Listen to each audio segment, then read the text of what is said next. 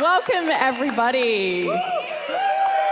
Thank you for having Star Citizen down in Melbourne, Australia. We are having an... Oi, oi! We are having a great time. Has my Aussie accent come back? And thank you to everybody who's staying up online. I hear there's a few thousand people in Los Angeles and all over America, Europe. I think it's Sunday morning. So, and come on, I'm representing. Who out there is going to play a pirate? Come on. All right, who is not going to play a pirate? Because if you're not, I am going to shoot you. Put your hand up now.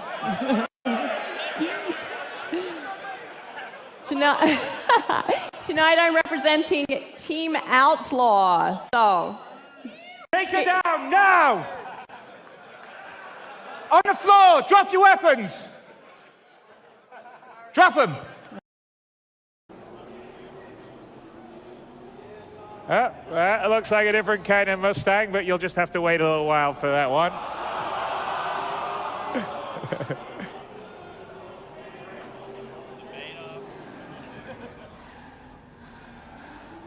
And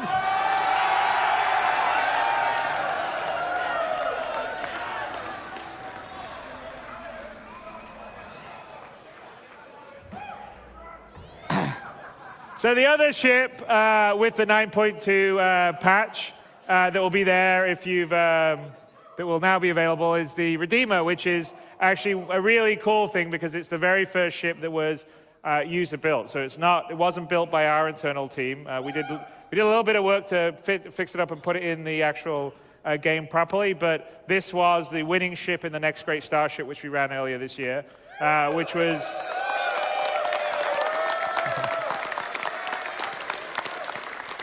a completely awesome thing because, you know, the level of quality and talent of not just the winning ship, but a bunch of the rest of the ships was completely, well, mind-blowing. Well, I'll just flip through a couple of nice pictures of it, and we'll drop back into the hangar. And I think we'll sort of walk around a little bit. But yes, it's... So yeah, you have a drop ship. You've got room for up to 6 Marines. People... No, that's the thing to the gunner, the front gun turret. Oh my God. Okay. Yep, sleeping, eating quarters, and then... Does it have a toilet? I don't know if that's a toilet.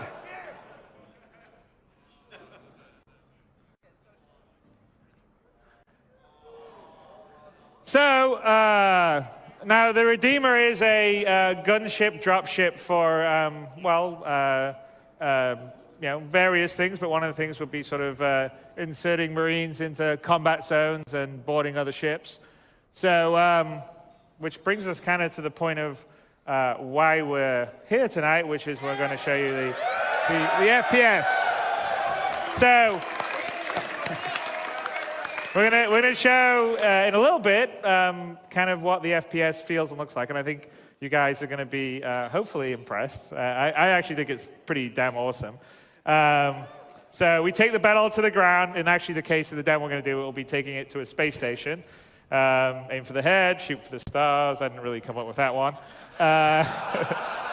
High stakes and real consequences. So the big challenge on what we're doing with Star Citizen, because it's a big persistent universe, you know, this isn't sort of Team Fortress or a Call of Duty thing where you just sort of respawn and get back in the game, because obviously there should be consequences if you try to board someone else's ship and you get shot. It's not like you should just respawn and go back in. So the type of game that we're designing means that we have to switch it around to be sort of a more sort of, you know, thoughtful, tactical experience with also more, well, essentially consequences to your actions. So we don't have death with respawn, so it's a constant sort of looming threat. We do have sort of, if you want to think of it as a respawn mechanic, you get shot, you can get shot in various different parts, your legs, your arms. If you get shot on a leg, you'll sort of limp around. get shot in an arm, you won't be able to use it. And when people go down, they get wounded and they're bleeding out. Now, you can drag them to safety, and you can fix them up. And that's sort of the in-fiction sort of respawn way to do it. If you don't drag them to safety and the opposing side gets there and does a headshot, well, then you're dead. You're out for that consequences. So that's really, I think, it's pretty interesting. It will change some of the dynamic of the first-person combat. So unparalleled fidelity, unequaled realism. So if we go back into the hangar. Right, so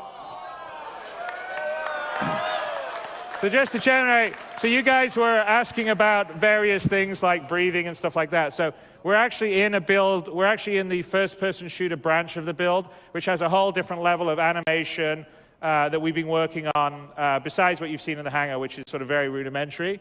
And so as you can see, here, he's in the light marine outfit. You may actually be able to notice that he's breathing right now, and you can see his breathing. And when he was moving, you could see him breathing. You can see you've got the nice reflections on the glass and everything. And if we go back inside first-person view, and we start to move around, I don't know if you can see, there's a very subtle thing on the bottom. You actually can see your breath on the visor there. And as you're moving around, and you get out of breath, and so in terms of sort of, real combat, if you're running around at a certain point and you're out of breath, it's sort of like you can't maybe shoot as well and you can't run quite as fast. So if I'm quiet, you can hear the breathing now as he starts to move.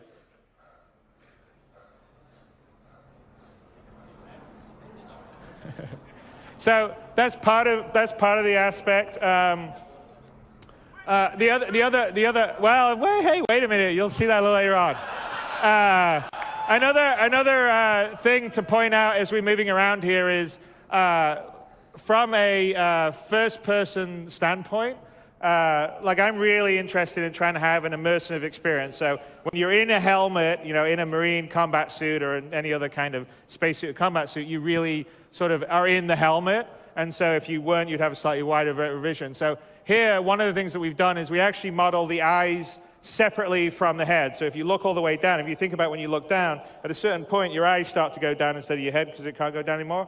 Same if you go up and you go left or right, which is sort of what we're doing on the helmet here.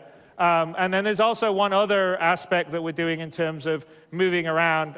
Mostly in first-person shooters, the actual first-person mode itself is separate from the third person. What that means is, like, a lot of times it's cheated and there's a camera floating in space and there's two arms right next to the head and they're holding a gun and it's not actually physically correct. And it's done that way because in the old days, you didn't have the fidelity to have sort of detail on the hands, and also just sort of trying to make it physically correct so it's one model, one setup between first and third person is actually quite difficult.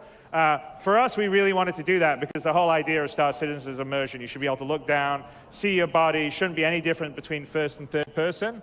So that is definitely what we have here. And we do a couple of subtle things. And I talked about we model the eyes separately. So generally, one of the reasons why they do first person separately is because if you just put a camera where a person's running and bouncing up and down, well, if you did that with a GoPro or something, you'd sort of see the camera going up and down. It would make you sick. If, as a person, you're running around, what happens is you tend to focus on a point in the distance, and your brain and your eyes are sort of adjusting as you move around. So we actually model that in this, where we basically have a target point, and if you see, our view in the distance stays locked in the same point. But if you're in the inside, as I'm running and bouncing up and down, you can suddenly feel like a little perspective shift here, because what's happening is your head's actually bouncing up and down, but your eyes are always trying to keep focus on the same point.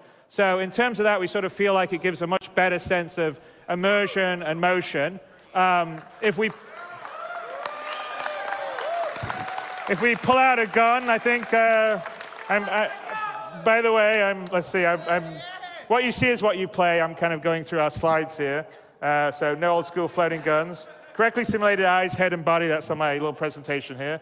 And first and third person animations are unified. So that means that whatever we're doing in the first and the third person animation is exactly the same. So we can also do things like now I've got the gun here. I can look down. Let's get into a place where we can actually see the gun a little better. There we go. Okay, so now if you look down, And there's sort of, we have some kind of fun idle stuff where you can sort of look at your gun a bit more and all the rest of the stuff. And that's sort of randomized between what you do. So yeah, I mean, and if we switch to third person right now, all the same, and go around to the front, Travis. So it's all the same motion and animation between the first and the third person.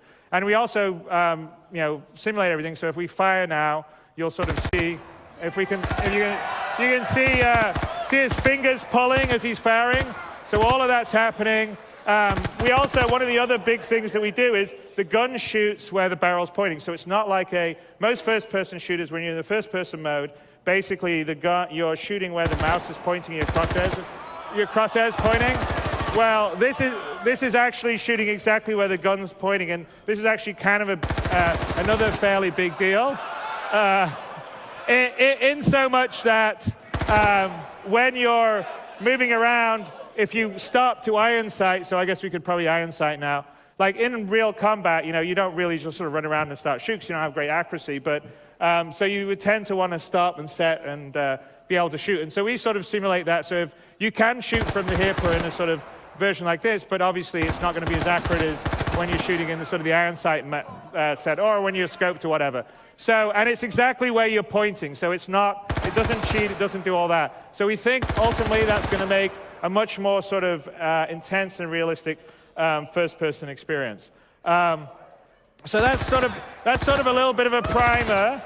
We're actually going to run a full-featured multiplayer combat demo here, where you'll sort of see a lot of the things I talked about will all sort of be happening. So when you watch it, hopefully you'll appreciate some of these sort of details. But ultimately, I hope that the details are really going to sort of make the whole environment immersive. Before we start to do the demo, it's only fitting to finally introduce you guys to the very talented team, the Redacted developer,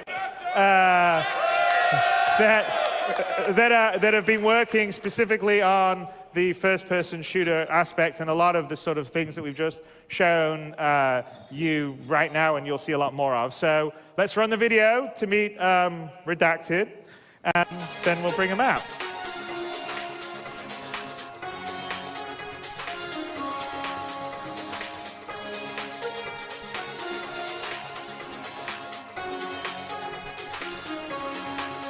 Hi, my name is Chuck Brungart. I'm president of Ilphonic. Hi, my name is Kedron Gonzalez. I'm the creative director at Ilphonic. We started probably 7 years ago, actually, coming up November. I met Kedron. Basically, we started out of Paul Jackson, our lead programmer's garage here. We started in a garage to a studio apartment to a small warehouse to a spot above a nightclub my brother runs downtown. A couple years later, had our first title, Nexus, that was part of THQ Partners. When we shipped Nexus, we were about 12, 13 people, so we're a really small team. We were the first licensee to ship a CryEngine 3 game. So it's kind of a big accomplishment for us. Really excited now to finally be able to announce we're working on Star Citizen FPS. Get it out there in the open to the public and finally understand and see what we've been, really working hard on. People are so excited to work on this project. Our team's kind of all age range, but they have a very young vibe and personality. My name is David Langoliers, and I am senior producer here at Ilphonic. My name's Cole Gray. I work at Ilphonic, and I'm the lead artist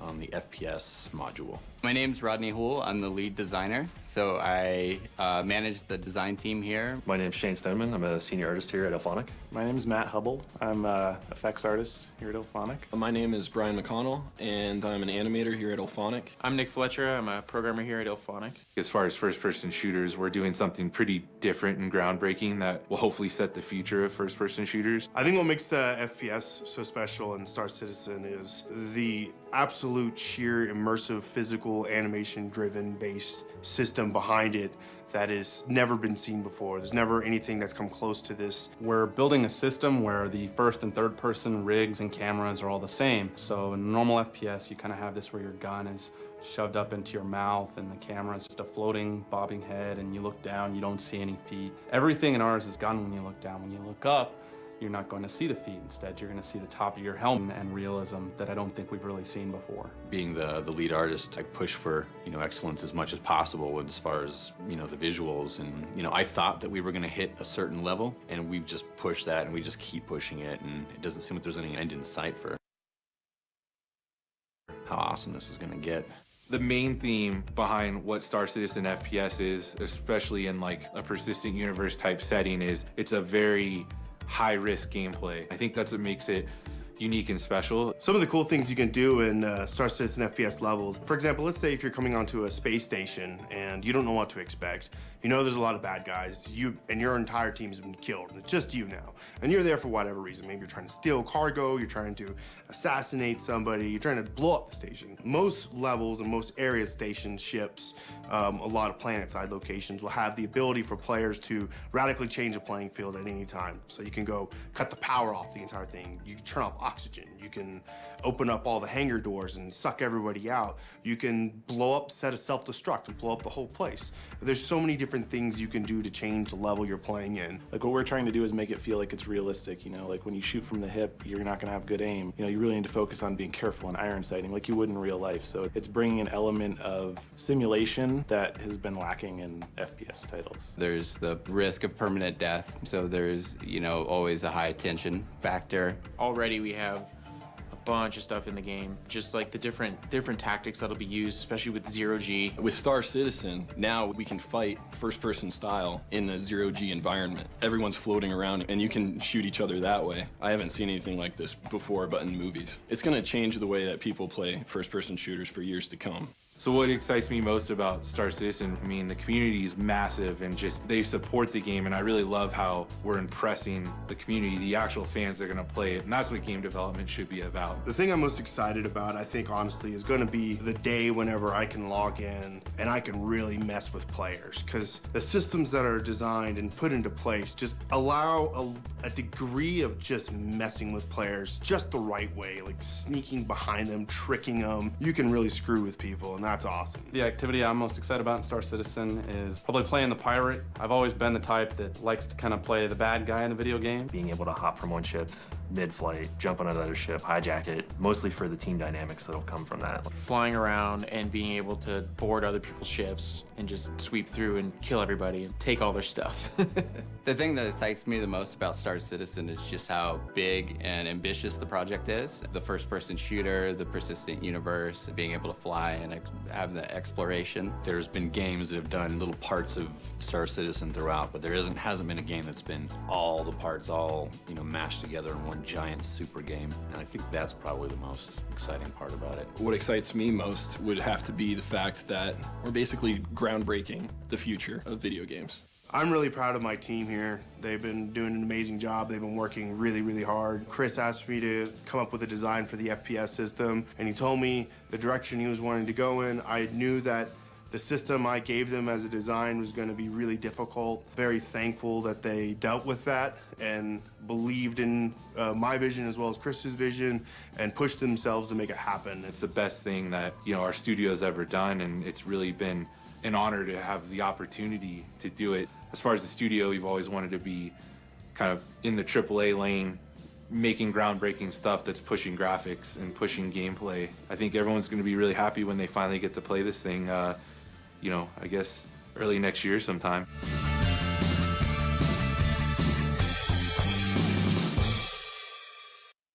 Much, much cooler. So for our little FPS demo, I'm going to invite Team Marine to the stage. Pick up a serpentine formation. Roger.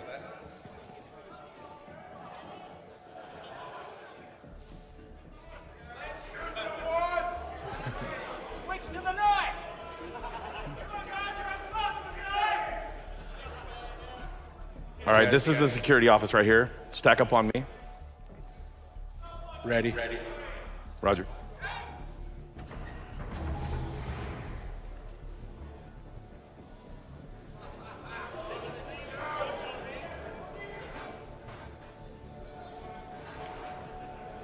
Noise and light, gentlemen.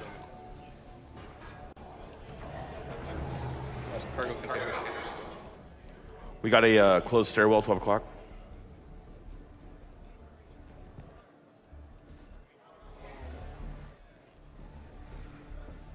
You're going to say that you're a pirate. Kendra. Sweep forward. You're up. You guys see the Marines coming? All right, guys. Yeah, they got to be getting close. Are we up there? All right. Throw down an ADS. Let's make Roger. sure these guys Inside have the a door. Position. party. Davey, dropping your shield. Roger. There we go. Won't see that coming. Chuck, I need you to pick up supporting fire time now. On your six. Roger. Bring in the rain. Pressing fire. I can't get him behind the shield.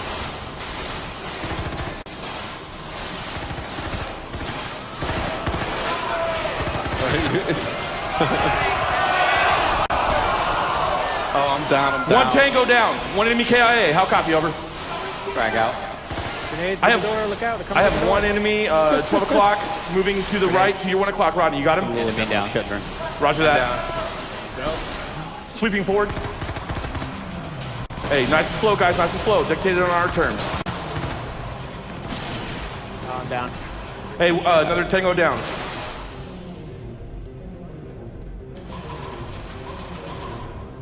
Sectors are clear. Clear. All clear. Roger. All right. So that's not all. We're going to show another aspect because we're in space. So the other area that we're working on is combat in zero G. So that's something that both on space stations and on ships you'll be able to turn gravity off and on, or maybe something damaged will lose the gravity generators. Jetpacks, gravity boots, and not in what we're showing, but is part of what will be part of when we actually release the module. There's going to be sort of a push-pull mechanic. Have you ever seen the movie Gravity, where Sandra Bullock's pulling and pushing herself along inside the space station? So you're going to have all those dynamics in zero G when you do combat. So I think we'll go to our zero G part of the demo, right? All right, nice and slow, guys. I don't want to fall another one like last time. Watching it, should say. Hell of a view.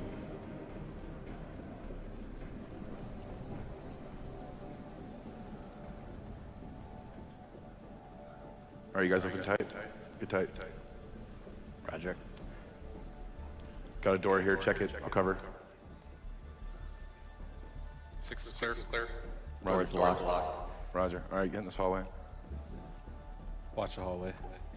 Contact 12. Oh, it's a hologram. It's a hologram, guys. Hologram. They know we're here. Watch a grenade. There they are. I got hit with the EMP, guys. I got hit with the Here they EMP. come.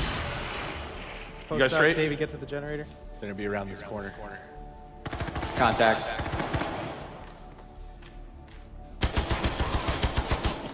Hey, hurry up and clear this door, guys. Clear the fatal funnel. Time now. Go. Let's go. Get out of here. Okay. Watch on the bridge. They're in. Hit the grab. We have multiple contact. All right, I'm heading up. Multiple Shut contacts. it off.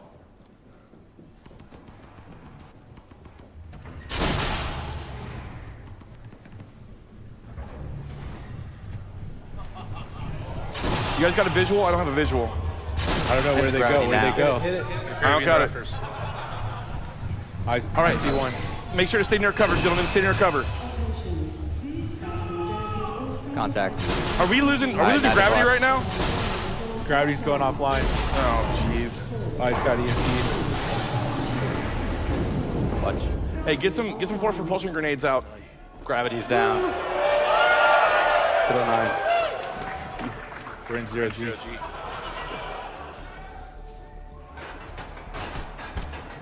Contact above the landing pad. Get him towards the big area. Contact center of the hangar.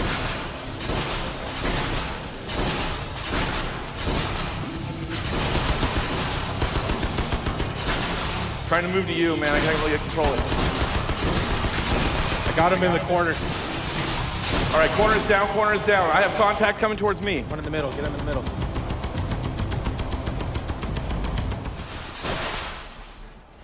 Where are they? Target down.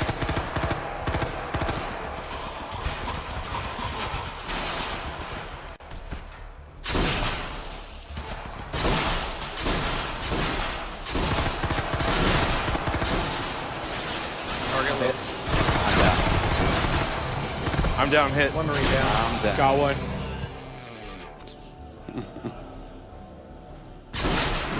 Taking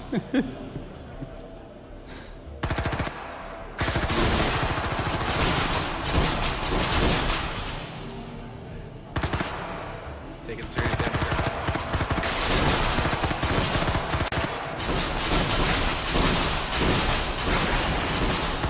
I'm out. Down. Another Marine down.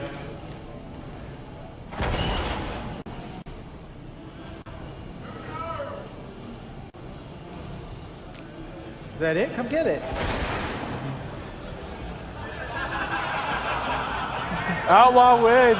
Outlaw wins.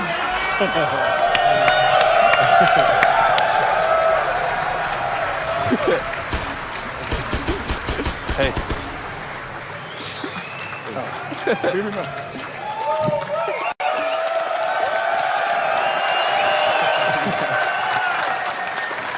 I guess we walk. So Good. that's a pretty early preview. We're still quite a few months off from releasing it to all you guys. I think we're planning on doing it in March, and it's gonna get a lot more polished and a lot more functionality in there. But I think already it's looking really quite promising. So. So kind of the goal with the first person is, total immersion, animation-driven system, which allows us to have much more sort of organic motions. What we have here and what you've seen here, is not the actual animation that will be in the final. We're actually going to do a big motion capture shoot for both all the motion sets for FPS and moving around in a lot of persistent universe, as well as Squadron 42, and the performance capture at the beginning of next year. And that's all going to go into the FPS model. So what you have now is a lot of temporary animations that we've been sort of working out how to have the animations work with various different states. You're part of a living universe. Obviously, FPS is part of the overall game, whether it's in space, down on ground, out EVAing, or on a space station and walking around. I mean, it's all a really high-fidelity first-person simulation, and you can fly vehicles, which are spaceships as well. Realistic physics, obviously we have that in space, we have that in the FPS. There'll be more of that, like I said, with the push and pull dynamic in zero-G, and more destructible tech and damage that we're working to put in, and realistic environments. So you'll be able to do what we just saw there, which is fly in an area, land on the space station, get out, move around it, get involved in combat, get back in your ship, take off. So I think all of that's just going to be completely fucking awesome. Pardon my French.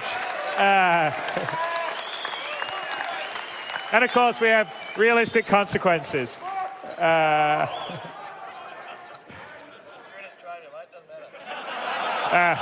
Anyway, so anyway, I think Ilphonic's done a pretty amazing job with the FPS, and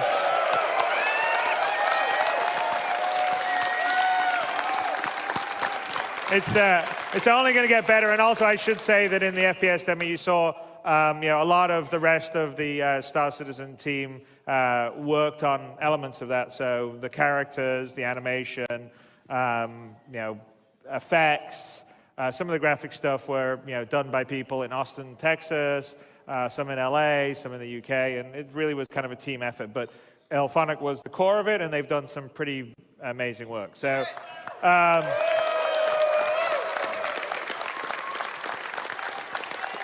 So I talked about it last in Gamescom 2 weeks ago, but the next thing for us is going to be Arena Command, or for us, like all of us here, is Arena Commander 1.0, which will be sort of what we consider the full-featured dogfighting state with single-seater ships, with a lobby system, which will make it kind of fun to fight and see your friends. And we're going to do a lot of major improvements to both the maps, but also the signature system, which extends to radars and scanners and missiles. And so you'll be able to, whether it's your cross-section or your heat, your electromagnetic signature, depending on how you manage that, how you manage your states, depends on whether someone can scan you or see you or lock onto you or be able to fire a missile at you. So there'll be a lot more opportunity for using your systems for cat and mouse and stealth play in 1.0. We're fleshing out all the different ship systems we have. Most of it stubbed in, but we haven't really gone to putting the systems in and balancing them properly. So there's a whole bunch of extra ones, and there'll be multiple versions of different shields, power plants, all that sort of stuff in 1.0, because the idea is you should be able to set up your ship for different kinds of, okay, this ship's more about brawling, or this ship's more about speed or stealth. And we're going to give you the items and systems to be able to do that in 1.0 in a way that you can't do that right now, which is going to be pretty cool. There'll be a lot of improvements to cameras and the leaderboard. And so 1.0 is something that we'll be delivering by the end of this year. And there'll be some new game mechanics in it, and new weapons and ship parts, which I just talked about. So just as a recap of where we sort of are in terms of where we're going, which is what I think I did at the end of CitizenCon. But Arena Commander, the 1.0 at the end of this year. Beginning of next year, we are going to be giving you guys the FPS module. So I think we're thinking that we're going to release it sort of at the very beginning of, I don't know when we were thinking it was going. I shouldn't give it a hard date, but towards the beginning of the year. Then we're going to also be doing the same with the planet side and the social module. And the planet side, social module, and the FPS module are actually going to be fairly close to each other. Arena Commander 2.0, that is a multi-crew ship combat. So we're working very hard on that. That's dependent on a couple of things. We're moving the engine to 64-bit for the world space, which is a big deal because we need to have maps that span thousands and thousands of kilometers with 32-bit precision, which is what we have now. After about 8 or 10 kilometers away from the origin, you start to get imprecision in close objects. So you'll actually see that in the new 9.2 patch that we've increased the map size. If you start to fly close to the simulation boundaries, you'll see a little bit of jitter on your hands and stuff like that. And that's just the result of 32-bit floating in precision. So when we move over to the new larger map, the new 64-bit sort of larger map address space, that's a big thing for the multi-crew ship combat because we want much bigger play spaces. And so that will be something that we'll be doing after the planet side, sort of probably middle of next year. And then Squadron 42, Chapter 1. Which is going to be pretty awesome. Erin's here, and essentially, I think, as far as I can tell, Chapter 1's about as much as like Wing Commander was just by itself. It's. I think Erin's saying it's going to be 15, 20 hours worth of gameplay for just episode 1. I think for us, that's sort of kind of towards the back half of next year. And then at the end of it, we're going to sort of have the planet side go to the Persistent Universe Alpha, where you'll be able to take off from planets and go to a few other planets. Not the whole system, but that's the roadmap for next year. And we're pretty excited. As you can see from what we've sort of been doing and showing this year, we're accelerating because we have a lot more people working on the game, thanks to your guys' amazing support. We have a lot of talented teams, and you're starting to see the benefits of all that work. So there you go. I thank you guys for your support, because we couldn't be doing any of this without all of your support out here. I mean, here in the room, out there on the internet, in the world in general, it's been pretty awesome. We're having a great time. I would like, since we're getting toward the end where I say, this is where we all get some drinks, which I know everyone likes in Australia, right? Because I do. Right, yeah. All right. But I wanted to say thank you not only to everyone that's back in the game, everyone that's here, but also, we've had some great volunteers that have helped with this event. We had a little sort of booth at PAX Australia, and so we've had amazing fan support and community support here. So thank you very, very much for that. I'd like to thank Ilphonic for putting together an awesome demo. The folks, a few other key folks. We got Brian Dixon, who's our video maestro from LA, who's out here, who's been running the live stream. Travis Day, who is our FPS producer based in in LA, who was directing the various camera views here. So you can discuss with him whether you thought his cuts were appropriate or not. Aaron was out here. Sandy put the event together with Jessica, who is our events coordinator, who did a fantastic job. So thank you to Jessica. We have both Chris Graves and Paul Varden, who set up all the equipment and get it going. So the fact that our servers and everything ran here and flawlessly came out here, that's mostly down to them. Thank you very much, guys. Let's see, have I missed anyone out? And I should thank the teams, like I mentioned before, back in the UK and in the US that all also contributed to everything you saw here. Everyone's worked really hard. I actually think this is probably a more like full-featured, flawless demo we've done. It's actually quite fun to play FPS, going around shooting each other. You didn't really get to see as much of it because a lot of times we have long sessions and everyone does a lot of trash talking, to say it lightly. But yeah, it's pretty cool. Let's all get some drinks and play some music and have some fun. Thank you, guys.